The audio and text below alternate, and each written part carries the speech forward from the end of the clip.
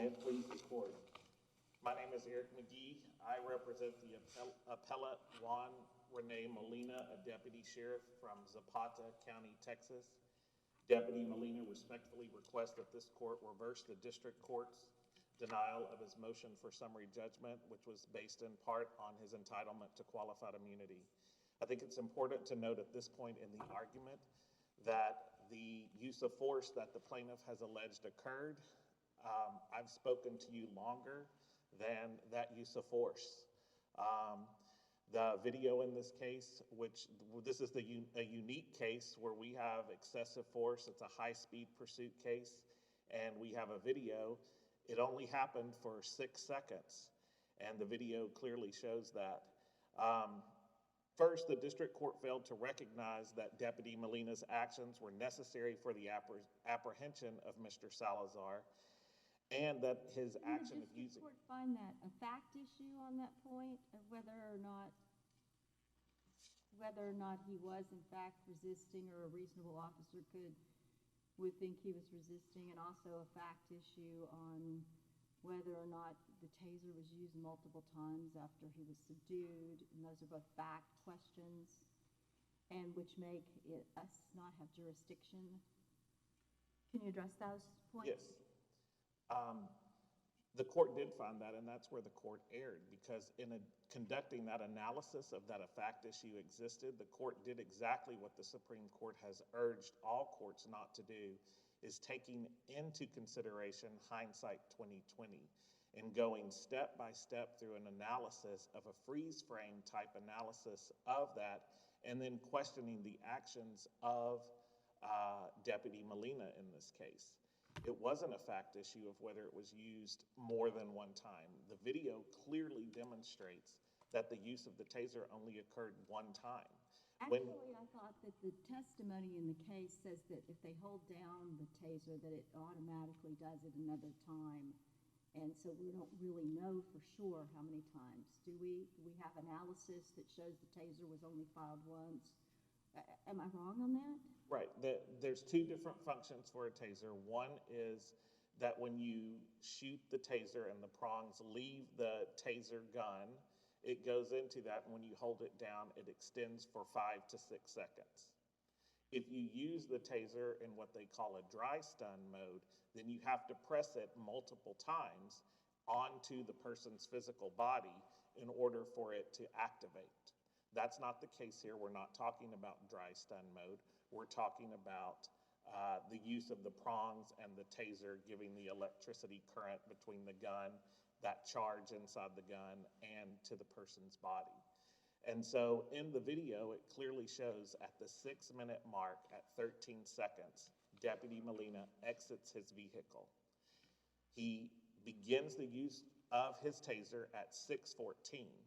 At 6:20, so 6 seconds later, he is done using his taser. And you see him— I don't know if he's doing multiple shots with it or if he did one, because he's got it on the second way that you explained.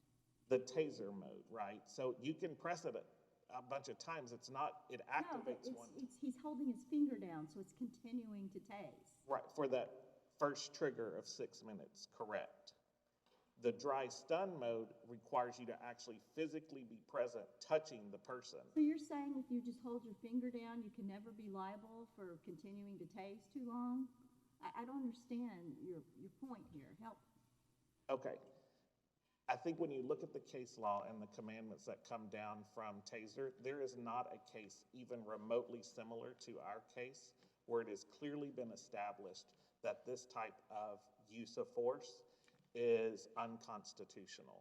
And it's not— there are cases out there— So is your point that you pivoted now to clearly establish? I thought you said there was nothing wrong. Are you saying there's nothing wrong and he didn't act— there's no fact issue on whether he held it too long? Or are you saying that there's not clearly established law? Which are you actually saying there's nothing wrong with holding it down too long? Correct.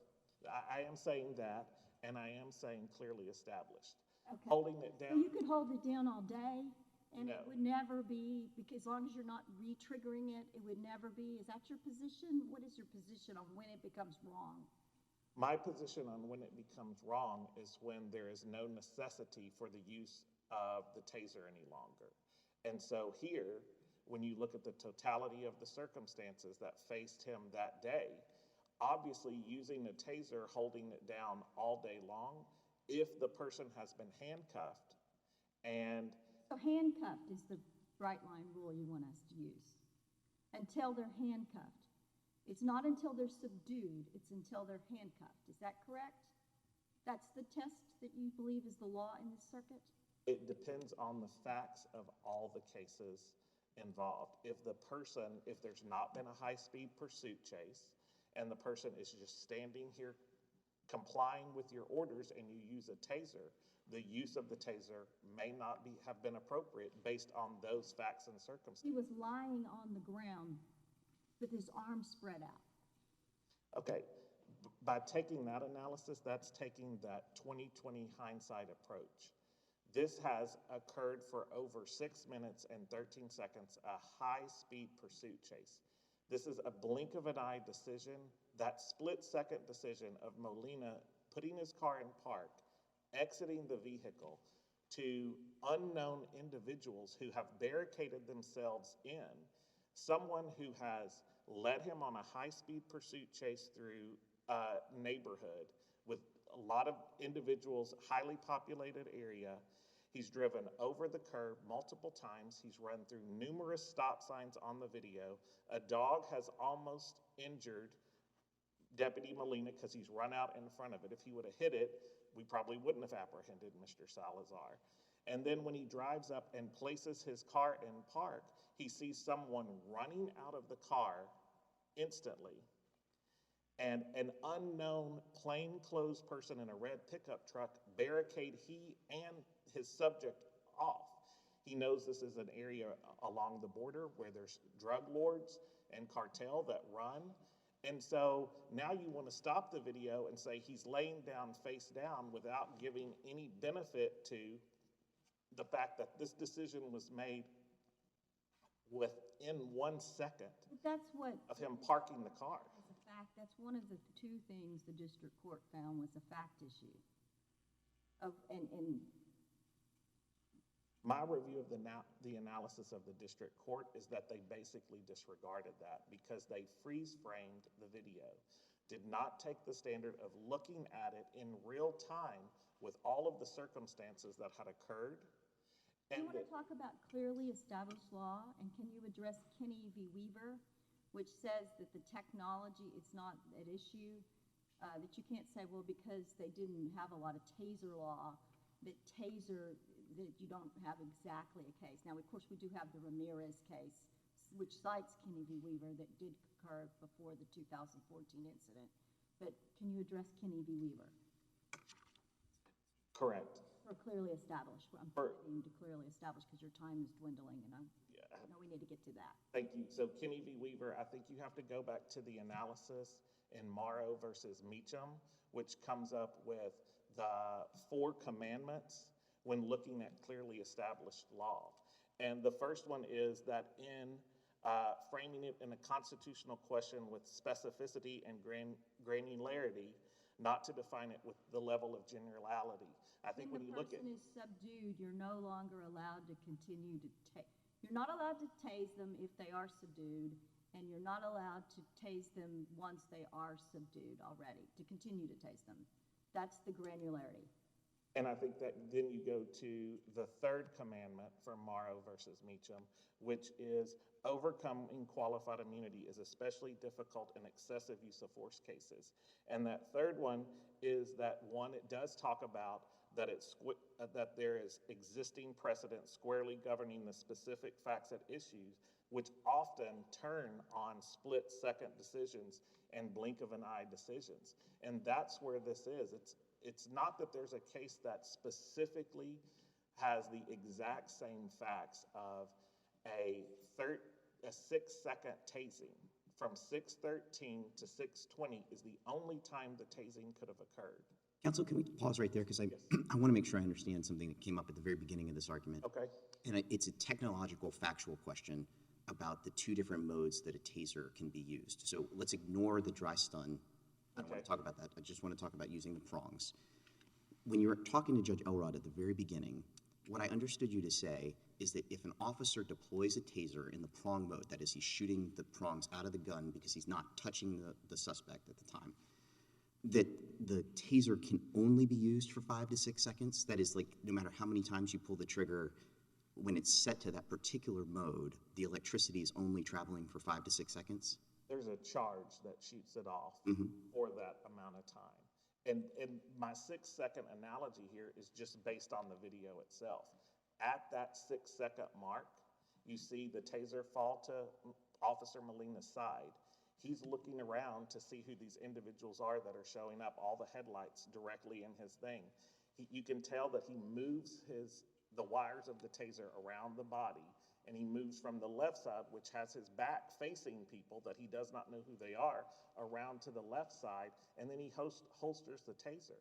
That taser is holstered in 19 seconds. If you look very clearly at the video, it's at the 6:13 mark to the 6:32 mark, but his hand movement is not holding it or tasing anybody at the 6:20 mark.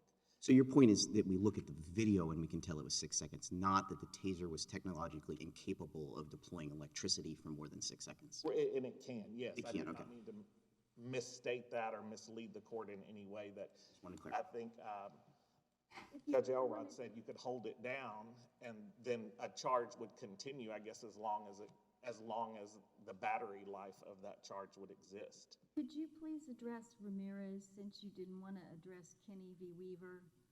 Can you address Ramirez directly? So Ramirez, I think the facts of Ramirez are very interesting. This is not a high-speed pursuit chase. Ramirez is an individual who shows up because his sister-in-law, it's a landscaping business, shows up. And the initial use of the taser was not the question. He was a non-compliant individual. They wound up having to take the person to the ground. I believe the nickname of the officer who was using this taser was nicknamed Joe Taser. And then there were lots of facts of the continuation of discussions between Mr. Ramirez and the officers, the profanity that he used back and forth, his non-compliance, and then even force that was used outside of the taser after he was even apprehended or subdued and handcuffed. And that's what that case turned on. There is no similarity between Ramirez and the facts of this case, because there is... Whether or not the tasing continued after he was subdued, that is the question in both cases. And here he was not subdued. This happened with... That's a factual question of whether he was subdued to begin with, even before the tasing started, or certainly after the initial tasing. Well, I think if you look at Escobar, which is not a tasing case, it's a dog bite case, it's very similar facts in the sense of the person was laying on the ground, and the term subdued, I don't think really fell in line there nor here. The person was laying on the ground, had thrown a weapon away from him. And in that case, this court said the dog bit Mr. Escobar, and the court in that case said, yes, he could have been a continued flight risk. There were a whole bunch of factors involved in that, similar to a lot of factors in this case. We don't know if Mr. Salazar had a weapon. He immediately bailed out of the car. We don't know if that was a ploy to pull him up. We don't know who the individual is that showed up. All of those things went into that blink of an eye, split-second decision that Officer Molina made when he parked his vehicle and used that taser for those 5 to 6 seconds. Friends of the defendant officers, you keep talking about these people. They gave each other hugs, and they're friends of the officers. That's not the individual in the red pickup truck or the other person. He was not known to Molina. He was known to other individuals there. The other officers. Who is someone who has a police scanner trying to be in law enforcement and showed up. That's all after the fact. When Molina showed up, all he saw was a red truck that barricaded them in with his lights flashing and an individual in plain clothing jump out of the vehicle that he didn't recognize or know. And then he sees the suspect, Mr. Salazar, my time's up, immediately bail out of the car. And I mean, it was literally 1 second he used his taser. All right, thank you, Mr. Magee. You've saved time for rebuttal. Mr. Nightingale?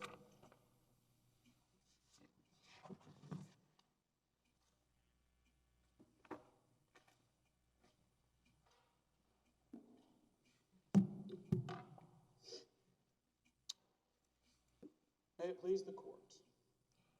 The most important rule of law in this case comes from Lytle v. Bexar County, a 2009 decision in which this court held that force that is reasonable at one moment can become unreasonable in the next if the justification for the use of force has ceased. So what's your closest and best case to show that there was clearly established law here at the time of this incident? So, Your Honor, the case that provided clearly established law to show that Sergeant Molina violated Mr. Salazar's rights comes from Newman v. Gedry in 2012 and Ramirez v. Martinez in 2013. Now, both of those cases established 3 rules of law that Sergeant Molina violated in 2 discrete ways. The first was Sergeant Molina's decision to tase Mr. Salazar in the first place after Mr. Salazar had unambiguously surrendered and no longer posed a threat. So can we talk about Ramirez on that question? Say again? Can we talk about Ramirez on that question? So how many taser cycles were involved in Ramirez? In Ramirez, I believe there were 2 or 2. There were 2. So what did we say about the first one? So I don't believe in Ramirez the court broke it down to that level of granularity. Well, if I would point you to page 378 of the opinion where we do, and we say that the second one was the problem. And do you remember why the second one was a problem in Ramirez? Because the officer had fully subdued the subject. He was in handcuffs, laying on the ground in handcuffs. And we said you can't tase somebody when they're laying on the ground in handcuffs. But with the first taser, and we do this also in our Fourth Amendment cases involving shooting with firearms. We often will break down the constitutional analysis because, as you pointed out at the very beginning from Lytle, each use of force is its own discrete Fourth Amendment question. So if the first taser isn't a problem in Ramirez, I'm not sure how that case helped you, because there's obviously only one use of a taser here. Yes, Your Honor. So Ramirez isn't as critical on the first tasing as it is on the second, because the second tasing occurred when Sergeant Molina had fully subdued Mr. Salazar. Newman is the more critical case on the first tasing. Are you saying there's a second tasing in this case, or at least a fact issue on it? Yes, Your Honor. And regardless of how the court feels about the initial tasing, the second tasing clearly violated clearly established law as it existed on March 1st, 2014. And what's the evidence of the second tasing? I've watched this video several times, and I just see the one, so I don't understand. You would agree with me that I'm supposed to watch the video under Scott versus Harris, and that the findings of fact from the district court cannot overcome watching the video after Scott versus Harris. Yes, Your Honor, but the Scott versus Harris standard is a demanding one. It requires that the video so utterly discredit the plaintiff's version of the events that no reasonable jury could believe it. Now here, if we break down the video closely and we construe it in the light most favorable to Mr. Salazar, then the tasing begins at the 6:13 mark. Now there is evidence that each taser charge only lasts for 5 seconds, and that an officer either has to continue holding the taser's trigger down or affirmatively pull the trigger a second time to trigger a second cycle.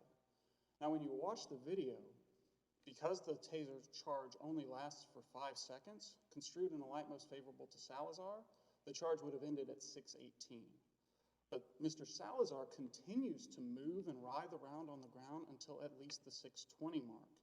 And then he briefly goes limp before flinching upwards 2 additional times at the 6:21 and 6:22 marks before going limp on a more permanent basis.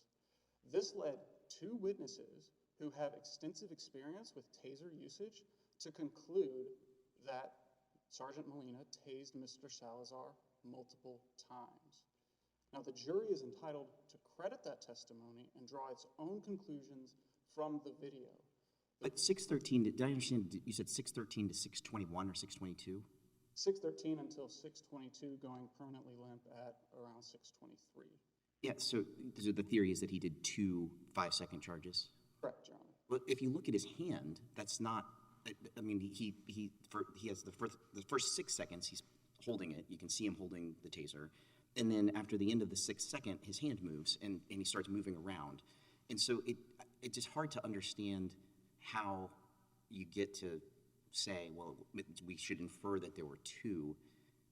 Because like, you can see the officer very clearly in the video. You can see his hand, you can see the taser. Yes, Your Honor, but the officer doesn't necessarily have to continue holding his hand out to trigger the taser a second time. He could continue holding the trigger down as he moves it to his side. He could pull it a second time as he moves it to his side. The jury is free to reach those conclusions based on the movements that Salazar made during the relevant time frame, as well as the testimony of those 2 witnesses. So the theory is that the first use of the taser isn't the problem. The theory is that we need to find that there was a second use of a taser, and that's what makes it look like Ramirez, even though there's no handcuffs. No, Your Honor. So the second tasing is what we might consider a failsafe. There is clearly a fact issue as to whether Sergeant Molina violated the clearly established rule against using force on a subdued subject. Well, what's your best case that the first taser cycle was unconstitutional? Yes, Your Honor. So now turning our attention to the initial tasing, I think it's important that we break this one down into the 2 components of the qualified immunity analysis. And I think the best case for us on the clearly established law prong is Newman versus Ramirez. And how many tasings were in Newman? So the key act of the officer in Newman wasn't necessarily the tasing itself. It was the officer's decision to immediately start beating the subject with a baton. And how many times, do you remember how many times he got beaten with the baton? Multiple times. 13. So there were no baton beatings here. That's why I'm just having a hard time trying to figure out how to put these cases on your facts. Yes, Your Honor, I understand. The issue in Newman was that the officer immediately resorted to intermediate force, the baton strikes, on a subject who was not resisting arrest or immediately threatening the officer. Now, as Judge Elrod pointed out in Mr. Magee's presentation, the method that the officer used isn't necessarily relevant. It's the fact that he immediately resorted to intermediate force. So using the baton strikes was inappropriate in Newman because the subject was not resisting arrest and not threatening anyone. And that is the rule that was clearly established by Newman.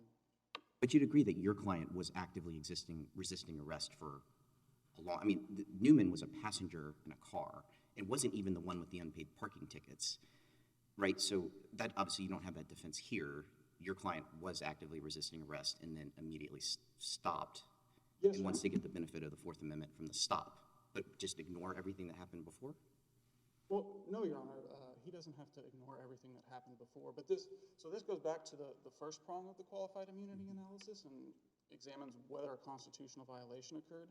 And on that issue is where the rule from Lytle v. Bexar County becomes critically important.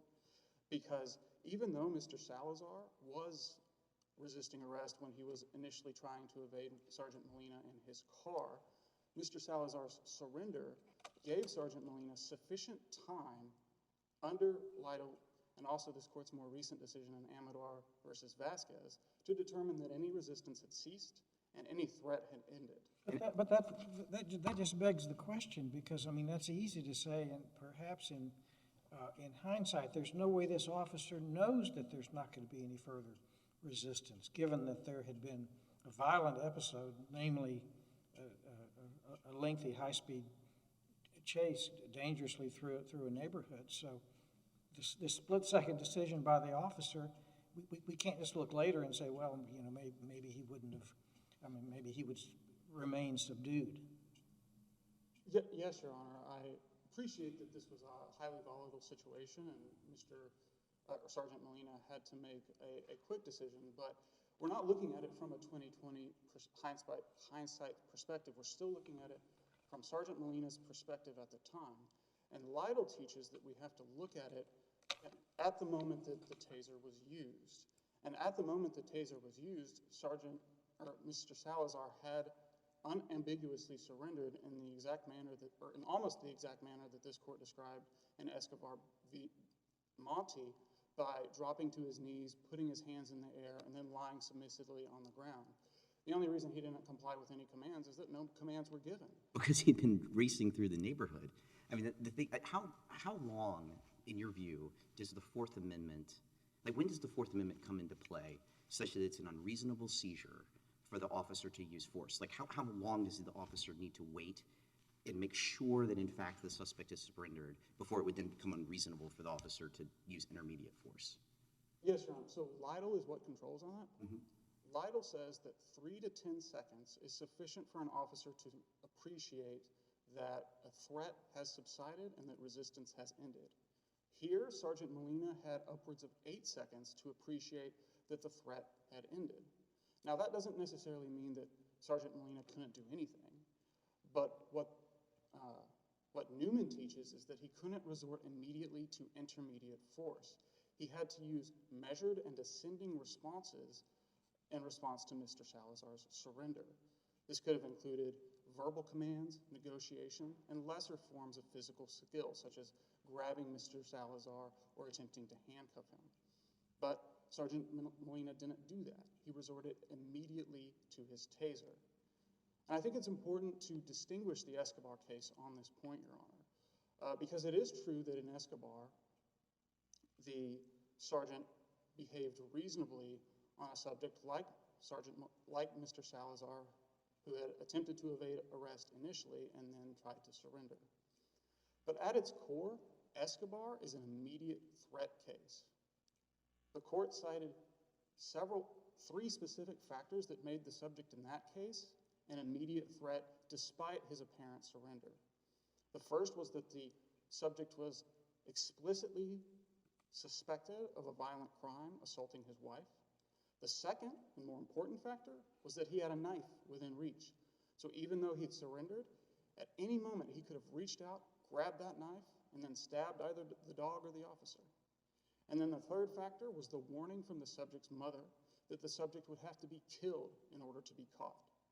That warning, in particular, gave the officer reason to believe that the surrender was false. None of those factors are present here, Your Honor. That leaves the only thing in common with Escobar is the fact that Mr. Salazar also attempted to evade arrest.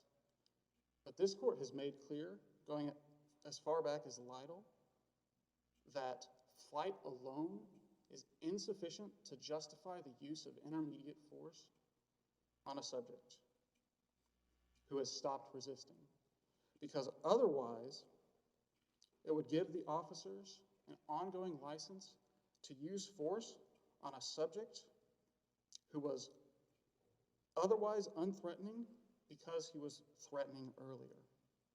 This is not the law. On the contrary, Mr. Salazar's actions here conform to the unambiguous surrender that this court recognized in Escobar.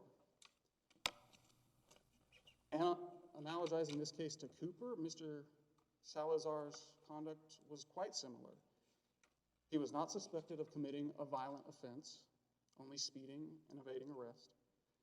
He was not warned that, or Sergeant Molina was not warned that Mr. Salazar might be violent, as the plaintiff was, or as the officer was in Escobar. And Sergeant Molina could see Mr. Salazar's hands and knew that Mr. Salazar did not have a weapon. So all of these factors, combined with the 8-second surrender, gave Sergeant Molina more than sufficient time to conclude that Mr. Salazar was not a threat and was not resisting arrest at the key moment, the moment of the tasing. But Sergeant Molina nevertheless resorted immediately to his taser. Now, to be sure, Sergeant Molina cites a number of other factors to suggest that Mr. Salazar remained a threat despite his surrender and despite these other things that I've discussed from Cooper versus Brown. And I'm happy to take any questions the court might have on those specific things that Sergeant Molina cites. So Mr. Magee relies at least partially on the assertion that the district court here used the freeze frame analysis rather than, these are my words, looking at the video in context, or looking at the video as a whole. What is your response to that? Yes, Your Honor. I think that the freeze frame analysis, so to speak, is just another way of looking at the video using a moment-by-moment analysis that is dictated by Amador versus Vasquez and Lytle v. Bexar County. But that freeze frame analysis really sort of bypasses the real-time analysis where things happen very quickly over split seconds or only a few seconds. And the officer obviously wasn't there with ability to freeze things, but had to consider things in rapid order, which often happens in our qualified immunity cases. This case is not unusual in that respect. It's true, Your Honor, but the jury could find that Sergeant Molina saw everything that we see today on the video. A jury could find that he saw Mr. Salazar bring his vehicle to a complete stop, open the door, step out of the vehicle, drop to his knees, and then lay down on the ground. And Mr. Salazar was laying down on the ground for upwards of 3 seconds, or upwards of 5 seconds, I believe, before Sergeant Molina tased him.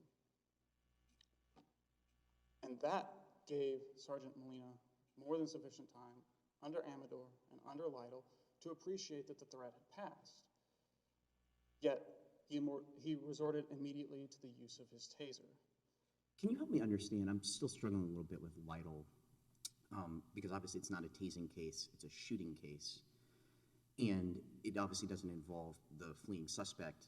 The plaintiff is a passenger in the car who, by all accounts, was an innocent bystander.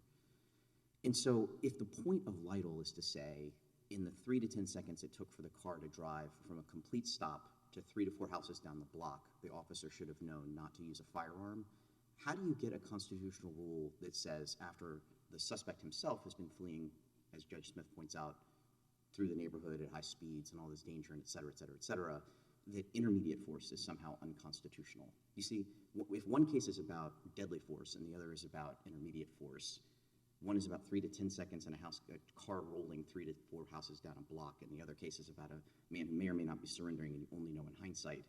It just strikes me that all the variables are different, and I don't see how you get a constitutional rule that every reasonable officer should have known, don't use the taser here. Yes, Your Honor. So there are 2 components to that question that I can identify. The first is that the use of force was different, the type of force was different. But going back to Kinney, the type of force isn't necessarily dispositive. So it doesn't necessarily matter that the use of force in Lytle was lethal, whereas here it was intermediate, in determining whether the use of force was justified. And then the second issue is what caused the subject to no longer become a threat. In Lytle, it was that the subject was 3 to 4 houses down and therefore no longer a threat to the officer, versus here it was an unambiguous surrender where Mr. Salazar was laying on the ground for 3 seconds before the tasing. So the different reasoning for why the threat disappeared isn't necessarily relevant either. In your view, is there any amount of force that would have been constitutionally allowed here? Yes, Your Honor. He could have approached Mr. Salazar, grabbed him by his hands, which were splayed out on the ground, moved those hands behind his back, and then handcuffed him. That would have been an appropriate level of force under this court's decision in Newman versus Gedry, where it said that negotiation, verbal commands, and physical skill would have been appropriate to use on the subject who was arguably passively resisting, but based on the facts of that case, it seemed that he was not resisting and not threatening the officers. As I recall, the resistance was a joke. Correct. Literally a joke. He made an off-color joke. Yes, he made an off-color. Hard to say that's the same as a high-speed chase, though. Yes, but Mr. Salazar's actions were similar to the plaintiff in Newman in that he was also not resisting arrest. He was not threatening anyone at the time of the tasing, or at the very least, factual issues exist on that question. And for that reason, the district court was correct to deny Sergeant Molina's motion for summary judgment, and this case should go to the jury. So unless there are further questions from the court, I will yield the remainder of my time. Thank you, Mr. Nightingale. Mr. Magee? You save some time for rebuttal. Briefly, I just wanted to address about 4 or 5 points that were raised during Mr. Nightingale's presentation. The first one is, I think 8 seconds is misleading. That implies that if you aren't paying attention to the video and you're looking at it, that Mr. Salazar has gotten out of his car, he's laying on the ground for 8 seconds, and Mr. Molina somehow, Deputy Molina is standing over him for 8 seconds, and there's not any interaction there. Even in the change that he said later was a 3 to 5 seconds where he was laying on the ground.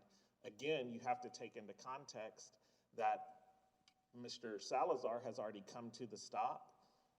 My client, Mr. Molina, Deputy Molina, is still driving and puts his car in stop and then immediately gets out of the car, and at 2:13 is when you see him enter the frame of the camera, and at 2:14 is when you see the taser being deployed. But I wanted to bring a distinction about the 3 cases that he mentioned. I think you've already made my point on Lytle, so I won't go back to that one. But Newman, Ramirez, and Cooper, all of those are not high-speed pursuit cases, and all of those involve some action that occurred. Newman is a great example of where the individual was a passenger in the car. There had been interaction between the officer and Newman. It wasn't a high-speed pursuit. He made an off-color joke during a pat-down about the officer touching his genitals, and that ensued into some sort of argument, debate, profanity back and forth, and then action was taken. Same thing with Ramirez. Again, there was interaction long before any force was actually used, and then there was force used after he was already handcuffed. And the same thing with Cooper. Cooper, I think, was a dog bite case. Cooper had already been subdued and handcuffed, and the dog was still biting him, it said, for 1 to 2 minutes, according to the facts of that case, and they had not given the instruction for the dog to release and stop biting the individual who had been handcuffed in Cooper. In this case, you can look at the video starting at 6:13, I apologize, 6:13, when Molina steps out of his vehicle, 6:14 deploys the taser, 6:20 when his hand drops to his side. Mr. Salazar is already off the ground and being escorted to a patrol car in less than 1 minute. This is not a situation of he continued to use force, the gentleman was handcuffed, they continued to allow him to lay on the ground and use some other force after that. This goes back to that very narrow exception that we're talking about there, of where it is the blink of an eye decision, that split-second decision, that there is no previous interaction between these two. There is no previous anything. This is you taking all the facts into consideration as you knew them right at that particular second and taking action on it. And when you watch the video, if you don't stop it, and Judge Smith used my freeze frame analogy, if you don't use the freeze frame analogy, you almost miss the interaction that we're here for today, because you have to stop it and do that slow by slow. And that's not the analysis that the court even mentioned in Lytle or in any of the recent opinions where Morrow versus Meacham has been discussed. There's a case using a taser. I understand it's before the Supreme Court. It went up on a writ of certiorari, petition for certiorari, Ramirez versus Guadarramo.